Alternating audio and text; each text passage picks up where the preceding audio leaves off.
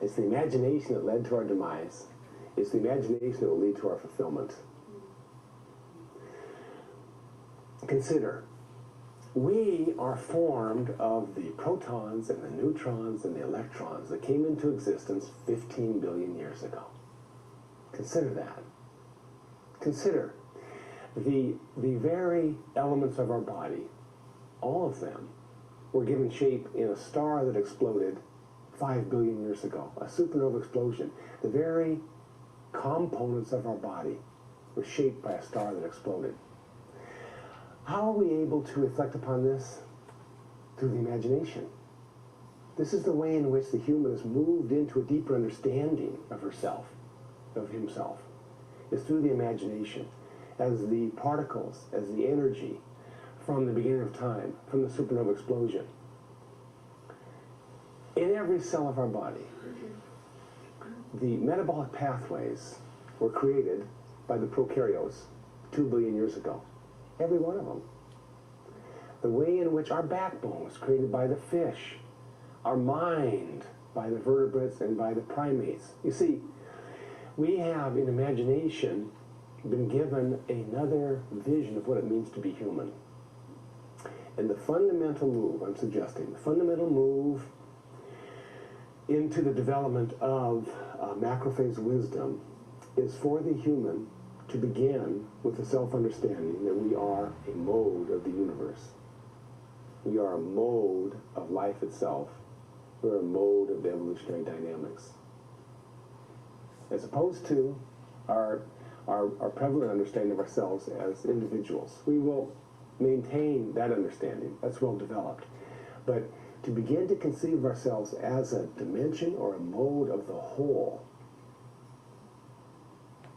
that move is the move into another form of humanity. Now, it's already, through the imagination, we can conceive quite clearly that we are the universe materially in that sense. Here's the question then. What would it mean to adopt, take on the mind of the universe?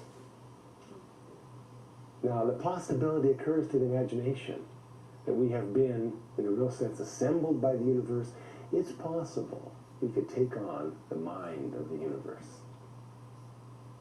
That's a possibility in imagination. It occurs to us. The mind of the universe, the mind of life, the mind of the earth community. So my suggestion is that that move in imagination is the move into a new form of human existence. See, in this sense, we no longer be defining ourselves by the past. Rather, we begin to create ourselves by a vision that arrives out of the future, out of the not yet. There's a possibility that we can become a mode of the universe. It's a possibility. The more we become fascinated by that possibility, the more we become that reality. It becomes a shaping power of the whole earth community. The question is this: where does the human imagination get its goal or get its purpose? How does the human imagination arrive at that? That's the basic question I wanted to consider here. And there is a line of thinking within complexity sciences that relates here to this. And it's the way in which the not yet influences the present. So, maybe just to give you one example, we've discussed before, if you have a cloud of hydrogen and helium, a cloud, and you have certain centers beginning to form where an implosion is taking place. So the hydrogen and helium is being drawn together in a particular center. One way to think about that is that we have the emergence of an attractor, which is organizing the system dynamically. And here's the amazing thing. This attractor is the presence of a star that does not yet exist. So that the star, you can say this, the star to be, or the star that will be, is there influencing, it's making its influence felt on the present. So it's being drawn into a power that comes out of the future and affects the present.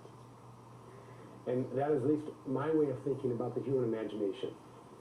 The human imagination is the way in which the future reaches into the present and shapes the life process.